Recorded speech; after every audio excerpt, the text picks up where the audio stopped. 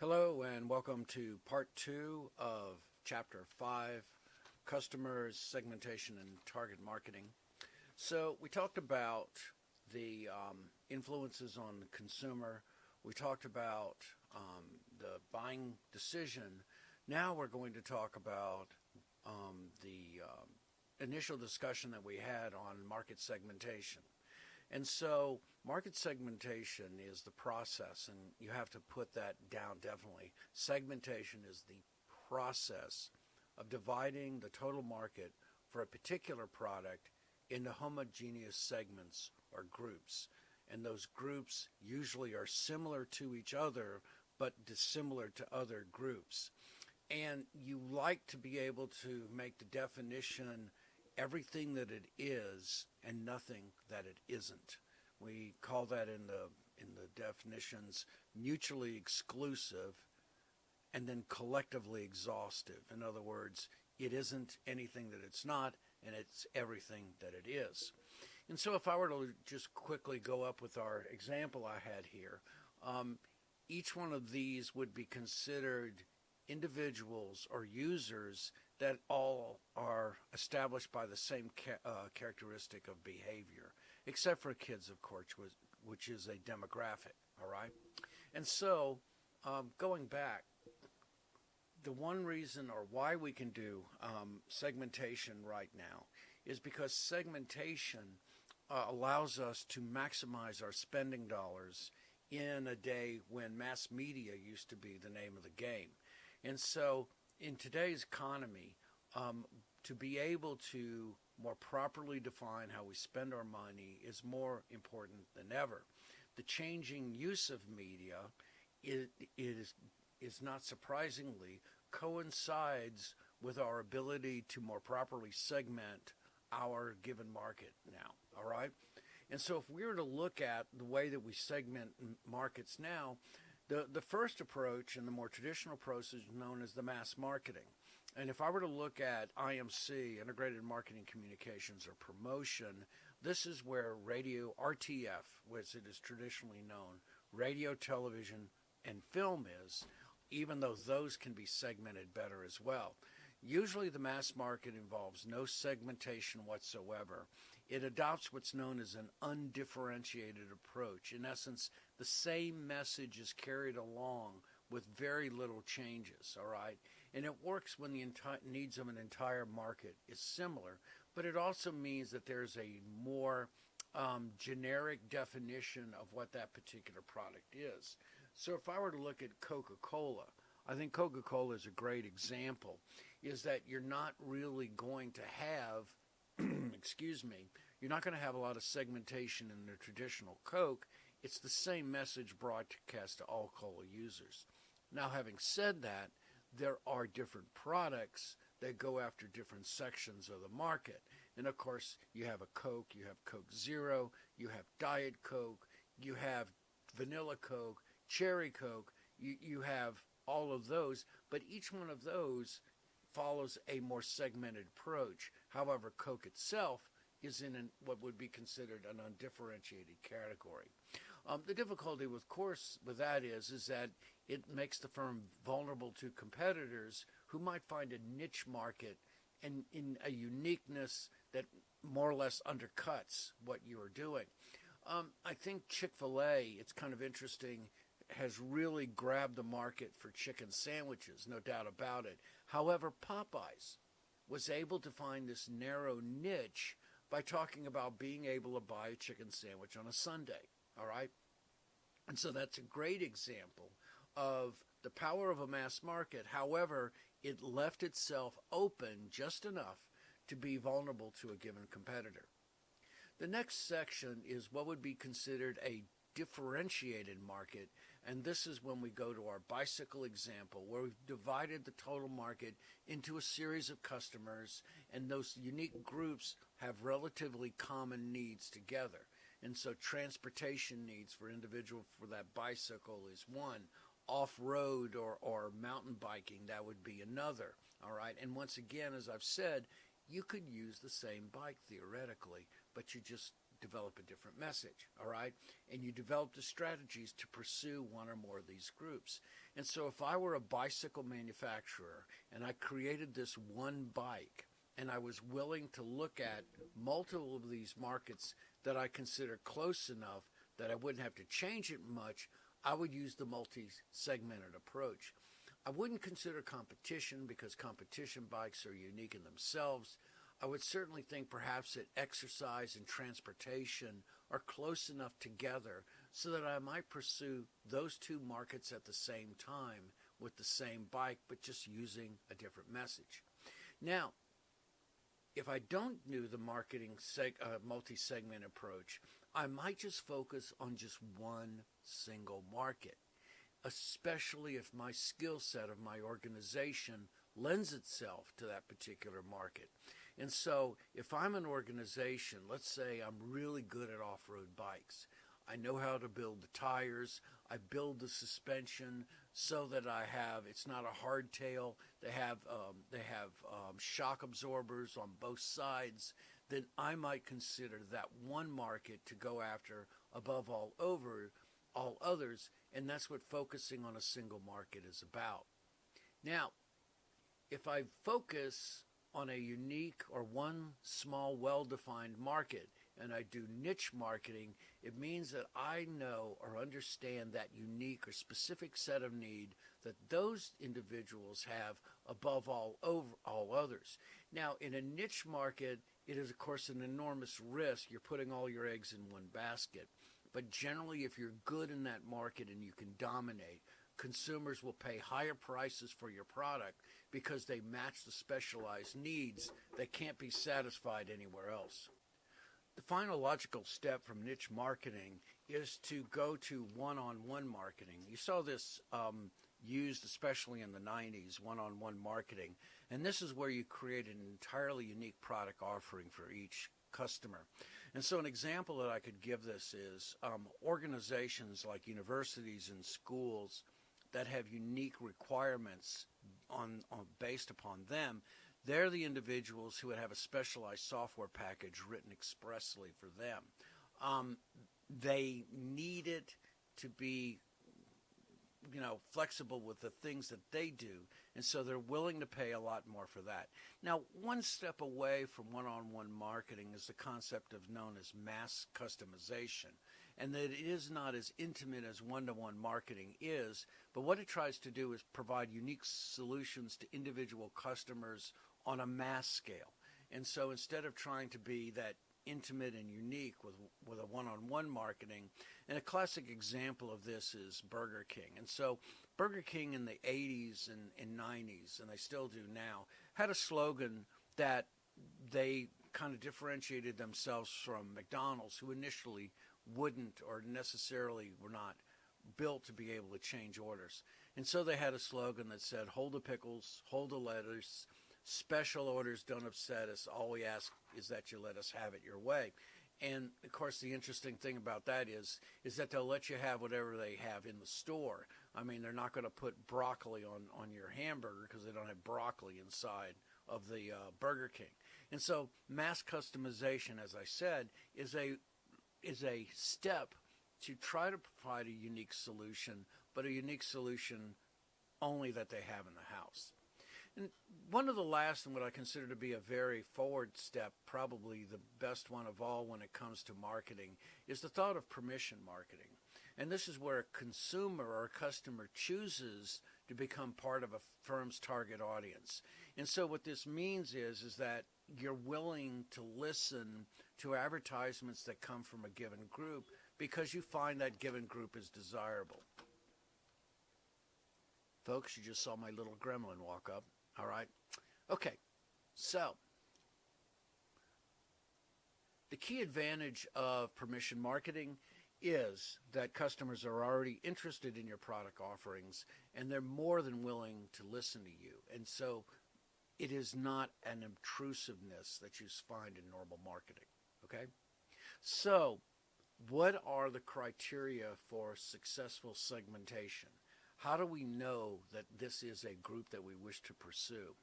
In the 90s, Skechers became a very successful brand. And quite honestly, it was because nobody really wanted to touch that as a group. The individuals who are initial Skechers customers, and by that I mean skateboarders and those kind of individuals, were not thought to have met the criteria for a successful segmentation, particularly when it came to being viable and sustainable. In other words, having money, all right? And what they found, not only were they viable and sustainable, but they also matched substantial, which means large and profitable. And so those groups that actually pursued them became very successful. So what are the characteristics of a segmentation approach that is successful? Well, the first is it's got to be identifiable and measurable. You've got to be able to write that down on a piece of paper and know the size that it is. As I said before, substantial basically means profitable, that those individuals are available for you, that you can exchange money with them, they meet the exchange criteria, and they continue to be profitable to you.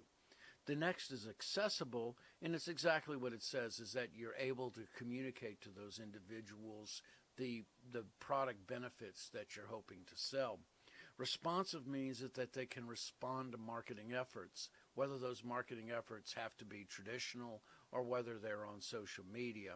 And then last is that they're viable and sustainable, and that they meet the criteria for an exchange, and that they go on for a consistent amount of time. Now, the danger, of course, in this is that you have to be sure that you're not violating legal standards. And the other thing that you have to be careful of is that if you're trying to pursue this group, that they match your firm's expertise. And so Borland International was a corporation that made a product known as Turbo Pascal. And Philippe Kahn, who was the head of Borland Pascal, decided that he wanted to really branch out. And so as he got more successful, he started buying bigger and bigger programs. He bought a spreadsheet known as Quattro. He bought a word processing program, and he actually created an office system similar to Microsoft Office, and he started to try to go after Microsoft's piece of the pie when it came to Office. Well, quite simply, that organization and that particular product could not match the firm's expertise. They were built around writing operating languages, and this was not in their wheelhouse. And they sadly did not succeed, and Borland International went out as a business. Now, fast forward to 1996, and Philippe Kahn is playing around with a digital camera, and he's the one who comes up with the brilliant idea of the webcam. And so you can't keep a good man down, and Philippe Kahn is out there being as successful as he always was, okay? So how do we go about identifying market segments? We select the most relevant characteristics to identify and define the target segment or the market segments, okay? And so these variables are usually part of the situation analysis, so we talked about that. We describe the target market into an intimate detail. We actually want to build a vision, an idea of what this person looks like, who is the average individual who is part of that market segment. Because if we visualize that person becomes real to us, all right? Now, the other thing that you have to be careful or the danger is the shifts in the target market, all right? We find that, of course, markets change, and we're in a time of where there is what we would consider hyper changes, where changes are happening faster than we can keep up with it. And so we find that we must constantly define and redefine what we consider our target market to be. Just remember this, is that the target market and the marketing program that we're writing is interdependent. And if the target that we're going for changes in a substantial way, then our marketing program is no longer valid. And so what are the common ways in which we segment markets? Well, usually we're talking about 4, all right?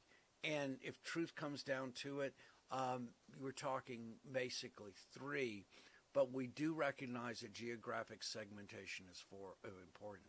The first is by behavioral. And behavioral segmentation basically are the ways that individuals use the product, such as whether they're heavy, light, or medium users.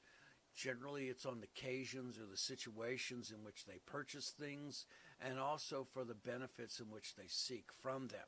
And so, surprise, surprise, there's a great market right now for webcams. Would you not believe it? Zoom meeting all of a sudden has become the de facto standards, and you know when something becomes popular is when it's used as a secondary item in a commercial. Case in point, progressive commercials with everybody on a Zoom meeting, all right? The next is demographic segmentation, and this has to do generally not only with who you are, but where you are in a given point in your life, whether you're blue collar or white collar, whether you're a high school graduate or whether you're an MBA or a PhD. Demographic segmentation has a lot to do with your purchasing power and ultimately those things in which you desire. Probably the strongest, and I say that as a researcher, is psychographic segmentation, because psychographic segmentation cuts across all three. It cuts across behavior, it cuts across demographic, and it cuts across geographic.